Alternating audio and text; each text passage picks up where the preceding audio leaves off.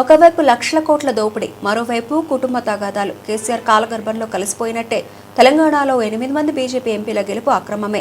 EC మీద సందేహాలు కలుగుతున్నాయని TPCC అధ్యక్షులు ఎమ్మెల్సీ మొమ్మ మహేష్ కుమార్ గౌడ్ ఎద్దేవా చేశారు. నేను రాజకీయాలు మాట్లాడటానికి వచ్చాను ఇవాళ. 10 ఏళ్లు మనకు మోసం చేశాడా కేసీఆర్? లేదా? అడుగడుగునా మోసం చేశాడు కదా, అందుకే ఇంటికి పోయినాడు, ఫామ్ హౌస్ లో కూర్చున్నాడు. ఇవాళ దోచుకున్న సొమ్ము బయటకు తీయమంటే సుప్రీంకోర్టుకి వెళ్ళి రక్షించమని వేడుకుంటా ఉన్నాడు. కాళేశ్వరంలో 1,20,000 కోట్లు పెట్టి గోదావరి నదిలో పోసి మన డబ్బులు వృధా చేసినటువంటి సందర్భం నిజమా కాదా? అందుకే బోన్లో నిలబెడితే రేవంత్ రెడ్డి గారి ప్రభుత్వం సుప్రీంకోర్టుని ఆశ్రయించినటువంటి సందర్భం.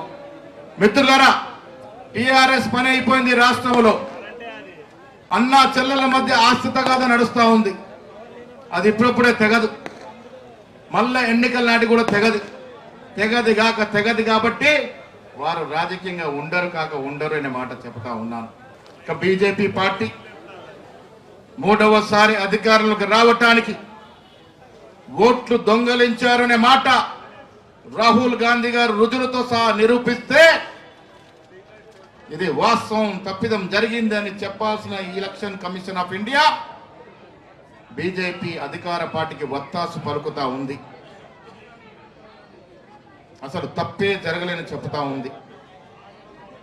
ఒక్క ఇంట్లో 49 ఓట్లు ఉండొచ్చునా? ఒక సింగిల్ బెడ్రూమ్ ఇంట్లో. బాంబేలో అలాంటి సంఘటన జరిగింది. నిన్న కరీంనగర్ లో మా అధ్యక్షుడు చూపించినాడు, ఒక టిన్ షేక్ ఇంట్లో 40 ఓట్లు ఉన్నాయి. అందుకే మిత్రులారా, నిన్న చేసిన ఆరోపణ కట్టుబడి ఉన్నాను. మళ్ళీ చెప్తా ఉన్నాను, తెలంగాణ రాష్ట్రంలో గెలిచిన 8 మంది ఎంపీల ఎన్నిక పట్ల మాకు తీవ్రమైన అనుమానాలు ఉన్నాయి.